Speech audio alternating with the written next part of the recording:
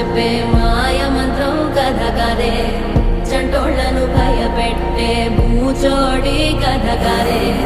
తాత ముత్తాతమ్మల భూతాల కథ కదే, విక్రమాదిత్యుడు చెప్పిన వేదాళుడి కథ కదే, దీపము నుండి దెయ్యం వచ్చే అల్లావుద్దీన్ కథ కదే, ఇది ముడత చర్మం ముసలి చెప్పే కథ